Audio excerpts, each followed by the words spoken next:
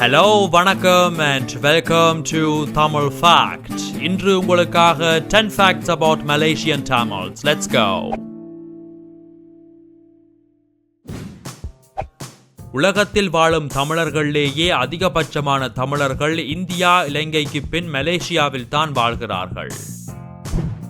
மலேசியாவில் வாழ்ந்து வரும் இந்தியர்களில் சுமார் 86% இந்து மதத்தை சேர்ந்தவர்களாகவும், சுமார் 6% கிறிஸ்துவ மதத்தை சேர்ந்தவர்களாகவும், சுமார் 4% இஸ்லாமிய மதத்தை சேர்ந்தவர்களாகவும் காணப்படுகிறார்கள்.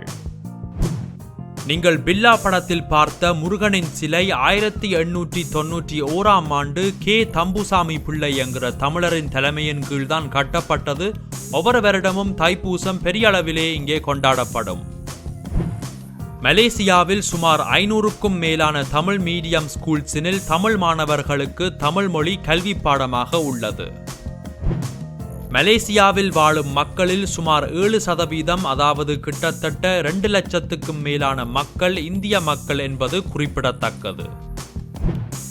ஆரம்ப காலங்களில் மலேசியாவிற்கு வந்த தமிழ் மக்களிலேயே யாழ்ப்பாண தமிழர்கள் மற்றும் பிரித்தானிய ஆட்சி காலங்களில் இந்தியாவில் இருந்து கூலி வேலை செய்வதற்காக வந்தவர்கள் மற்றும் வணிகம் செய்வதற்காக வந்தவர்களும் தான் அதிகம்.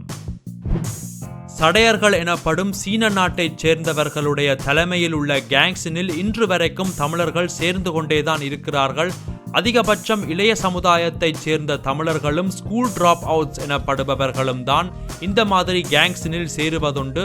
சடையர்கள் அவர்களுடைய அடிமட்ட வேலைகளான ட்ரக் மாஃபியா, வெப்பன் மாஃபியா மற்றும் இன்னும் பல வேலைகளுக்கு அவர்களை பயன்படுத்தி வருகிறார்கள்.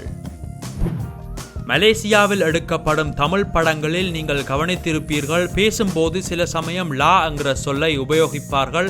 அதுக்கு என்ன அர்த்தம் என்று பார்க்க போனால் ஒரு அர்த்தமுமே கிடையாது.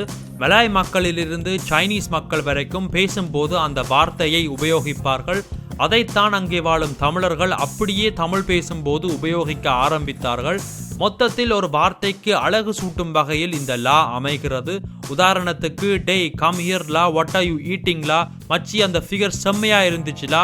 லாவ்ல உனக்கு எந்த லா பிடிக்கும்? சிவில் லாவா, கம்பெனி லாவா, இல்ல கிரிமினல் லாவா? ஷக்கீலாவா. Just kidding. 2005 ஆண்டிலிருந்து அங்கே வாழும் தமிழர்களால் மின்னல் FM என்னும் ரேடியோ சேனல் நடத்தப்பட்டு வருகிறது. அங்கே வாழும் தமிழர்கள் காரை மலேசிய தமிழ் ஸ்லாங்கில் காடி என்னும் அழைப்பார்கள். இப்பொழுது நீங்க பார்த்தது 10 facts about Malaysian Tamils. உங்களுக்கு இந்த வீடியோ பிடித்திருந்தால் லைக் பண்ணவும், சப்ஸ்கிரைப் பண்ணவும். இன்னும் ஒரு வீடியோ மூலமாக உங்கள் அனைவரையும் சந்திக்கும் வரை நன்றி, வணக்கம்.